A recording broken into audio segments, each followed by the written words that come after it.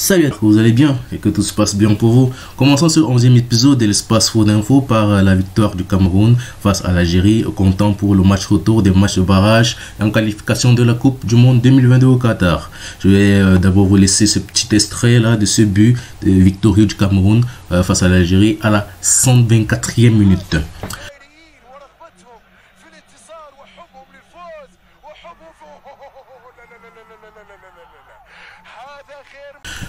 Le Cameroun alors peut remercier grandement André Onana qui a effectué, on peut dire ici, son match de référence avec l'équipe du Cameroun depuis qu'il a commencé avec cette équipe nationale. On peut dire son match de référence car il a été d'une grande importance lors de cette rencontre. Il a écœuré cette attaque algérienne là, on va dire.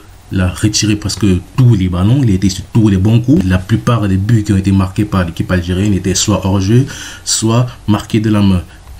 On continue alors avec quelques petites déclarations ici, en commençant d'abord par celle de Karl Toko Ekambi.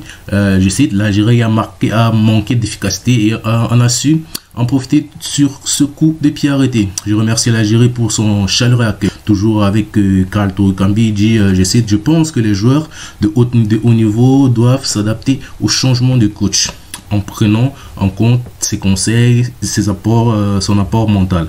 Ce genre de match entre deux équipes se joue sur des détails. Justement parce qu'il y en a qui disaient que non, avec le changement de coach des Lions Indomptables, Rigobert Song, l'équipe nationale du Cameroun ne pourrait pas, ou bien alors pourrait être victime de ce changement-là, il pourrait être déstabilisé mentalement, le groupe ne pouvait pas être en communion. Force est de constater que le mental a été là, comme le dit Karl Toko Ekambi, et ils ont su s'adapter à ce changement-là. Toujours avec le Cameroun, on va pas lire toutes les déclarations, on peut faire un petit arrêt sur image là pour voir les différentes déclarations du Cameroun après le match. C'est justement les différentes déclarations là de l'entraîneur Rigobert Song. On peut voir d'autres déclarations là, vous pouvez faire justement cet arrêt sur image là. Et justement, je vais vous laisser un petit extrait là de cette déclaration du coach camerounais en conférence de presse en fin de match. Vous allez voir, il est carrément, on va dire, un peu humoristique dans ses déclarations. On a pris un but, je pense qu'on n'avait plus espoir, mais mes joueurs, ils se sont remis, ils se sont rappelés que un lion n'est jamais mort, même s'il dort, il reste toujours éveillé. Toujours avec le Cameroun, on peut voir que c'est la 8e fois que les Lions Indomptables participent à un mondial. Pour voir les différentes dates à laquelle cette équipe de Lions Indomptables a eu à participer à un mondial. Et à noter que l'équipe du Cameroun n'a jamais passé 2 années consécutives sans se présenter à un mondial. Justement, on peut vous montrer là une petite déclaration dans mon match du coach Rigobert Song avant cette qualification des Lions Indomptables. Il a eu à prédire, on va dire comme ça, la victoire de cette équipe du Cameroun lors de cette conférence d'avant-match. Il dit, je cite, la qualification des Lions pourrait être justement chez les Algériens. Quand tu es en danger, tu sais que tu es en danger. Par contre, quand le plus dur est de savoir que tu n'es pas en danger, c'est ça le plus dur. On peut voir là des images fortes, des images de joie après le coup de sifflet final de Rigobert Song et du président de la fédération camerounaise, Samuel Eto'o-Fils. Toujours avec Samuel Eto'o-Fils, il s'est rendu dans les vestiaires du Cameroun après la victoire du Cameroun et il a envoyé un message fort à cette équipe du Cameroun là, disant moi je rêve grand, donc il faudra rêver grand. Donc lui c'est un rêveur, donc il ne va pas au Qatar pour sortir au premier tour, pour se balader. Le message est passé. Cette fois-ci, du côté de l'Algérie, il y a des petites déclarations. On va pas lire toutes les déclarations. Vous pouvez faire une arrêt sur image pour voir toutes ces déclarations-là. Mais on peut s'arrêter sur cette petite information sur le coach Djamel Belmadi qui a passé une soirée assez, on va dire, une soirée très pénible, doublement pénible, car lors de cette défaite de l'Algérie, là, il a eu à apprendre le décès de sa tante. Grosse force à lui et grosse force à toute sa famille. Toujours avec l'Algérie, on va pas lire toutes les déclarations en conférence de presse après match. Il dit qu'il peut le dire cette fois-ci son père, les arbitres ne respectent pas son pays. Quand ils viennent justement en Algérie, ils voient le travail effectué par cette équipe et ne le respectent pas. On peut voir là, toutes les autres déclarations de Djamel Belmadi. Toujours avec cette équipe d'Algérie là, c'est quand même une triste histoire car le 18 décembre 2021, l'Algérie était sur le toit des équipes arabes, on va dire ça comme ça, quand elle soulevait cette coupe arabe là. Mais le 20 janvier 2022, c'est là que le cauchemar commence, élimination en CAN en phase de poule avec 1 point. Et le 30 mars, élimination en qualification de la Coupe du Monde.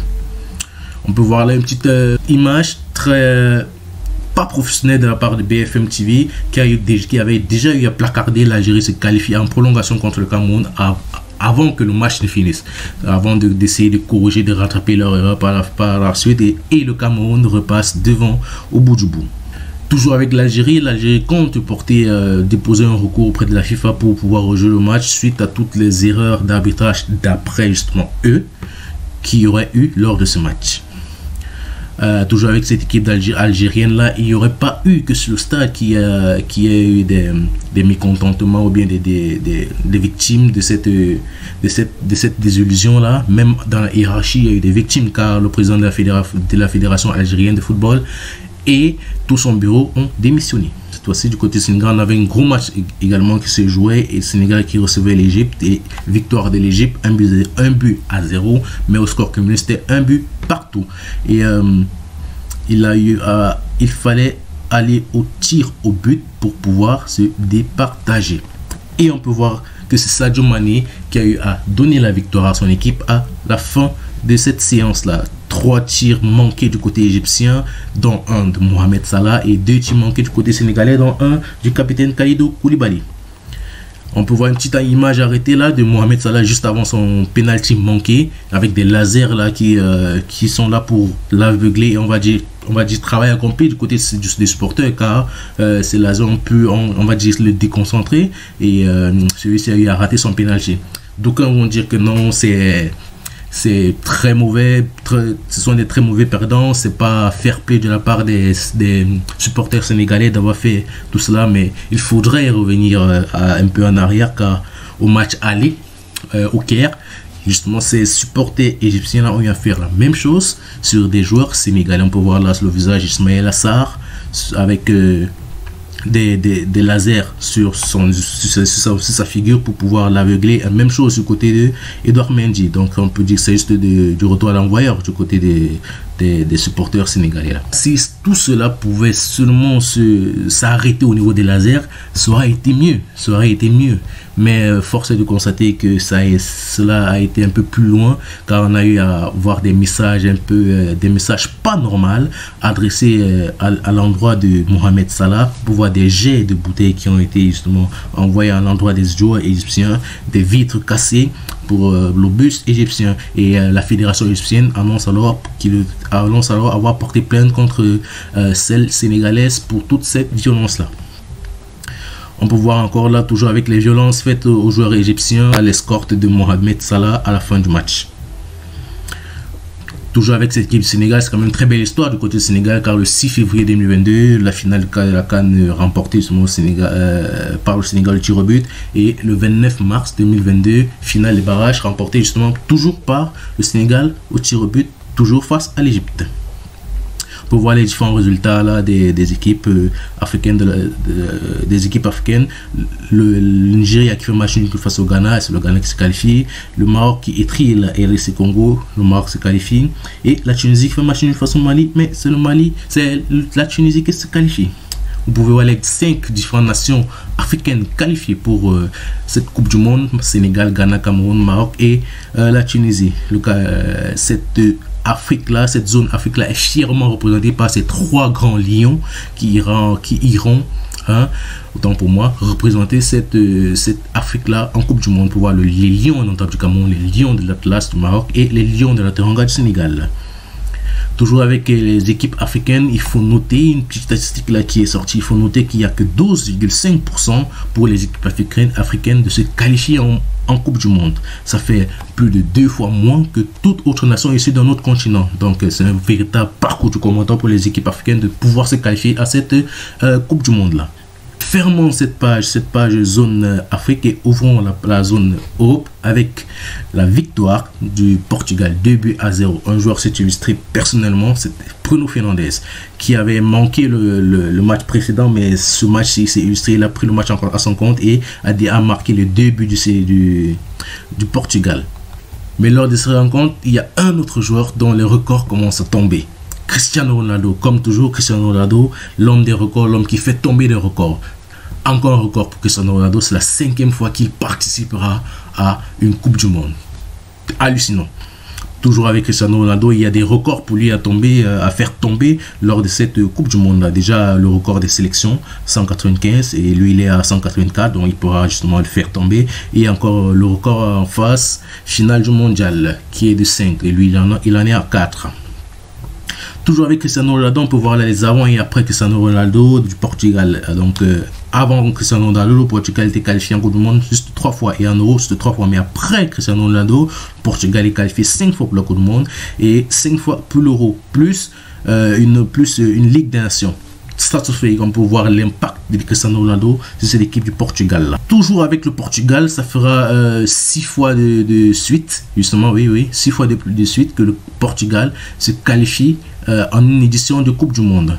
Après s'être qualifié lors seulement de 2 sur les 16 premières. Donc une fois de plus, c'est une statistique qui vient confirmer celle d'avant. On pourra alors voir les différents résultats de la zone Europe. La Pologne qui a battu la Suède et justement prend son ticket pour la Coupe du Monde également. Zone Amérique du Sud, on a les différents résultats de la zone Amérique du Sud. Le Brésil qui étrie la Bolivie, tout ça c'est juste pour, on va dire, pour le fun quand ils sont déjà qualifiés. L'Argentine qui fait un match nul contre l'Équateur. L'Uruguay qui prend sa qualification face au Chili. La Colombie qui est déjà, on va dire, disqualifiée, éliminée malgré sa victoire face au Venezuela, il est déjà éliminé. Du côté de l'Amérique du Nord, on a les États-Unis qui ont perdu contre le Costa Rica, mais sont quand même qualifiés pour cette Coupe du Monde là. Le Mexique qui gagne la Slovénie et prend son ticket pour la Coupe du Monde également. On peut voir toutes les différentes nations déjà qualifiées pour cette édition de Coupe du Monde Qatar 2022. On peut voir les différentes équipes qui sont rajoutées, les équipes africaines et certaines équipes américaines et européennes. On peut voir les différents chapeaux pour le tirage au sort qui se passera aujourd'hui à 17 h à Doha au Qatar. Petite information sur le ballon qu'on utilisera pour cette Coupe du Monde. La Adidas dévoile alors ce magnifique ballon là pour cette Coupe du Monde. À la fin de tous ces barrages, de tous ces matchs internationaux, on peut voir là le classement FIFA des différentes nations de football. Le Brésil passe en tête et détrône la Belgique qui était depuis un bon bout de temps premier de ce classement là. Et concernant le classement pour les équipes africaines, on peut voir que le Sénégal est toujours la première, mais à la 20e place du classement FIFA total. Le Cameroun grappille une place, il monte à la 37e place. L'Algérie perd une fois de plus une place suite à cette défaite là et trône maintenant à la 44e place. On peut voir les 4 premiers avec le Maroc, le Nigeria et l'Égypte. Finissons cette fois-ci avec les différents championnats qui se jouent car les matchs internationaux sont finis et la trêve internationale est finie et retour dans les championnats européens. Et on peut commencer avec le championnat de France où il y a des gros matchs. Les gros matchs ce soir samedi. Autant pour moi, samedi 2 avril, on a des gros matchs. D'abord, Nice qui recevra Rennes. On a Marseille qui ira sur la pelouse de Saint-Etienne. Le PSG qui affrontera le FC Lorient. Et l'OM qui recevra Angers. Du côté de l'Angleterre, on a Chelsea qui recevra Brentford. On a Tottenham qui recevra Newcastle. Et on a le match qui entre West Ham et Everton. Manchester United recevra quant à lui Leicester City. Allons-y du côté de l'Espagne où on aura le Real Madrid qui ira sur la pelouse du Celta Vigo samedi le 2 et on va l'Athletic Bilbao qui recevra à 14 h Elche et Barcelone qui recevra Séville. Du côté cette fois-ci de l'Allemagne, on aura le Bayern Munich qui ira sur la pelouse du Fribourg, le Bayern Leverkusen qui recevra le Hertha Berlin, Dortmund, un gros choc entre Dortmund et Leipzig. Cette fois-ci, pour finir cette vidéo, elle sera du côté de l'Italie. On aura un gros choc entre la Juventus et l'Inter de Milan. Quant à lui, l'AC Milan recevra Bologne. Le Napoli, lui, également, ira sur la pelouse d'Atalanta, Bergame. J'espère que la vidéo vous aura plu. N'hésitez pas à partager, liker, vous abonner. Et prenez soin de vous, de votre famille. Et surtout, gardez la santé car c'est ça le plus important. Ciao.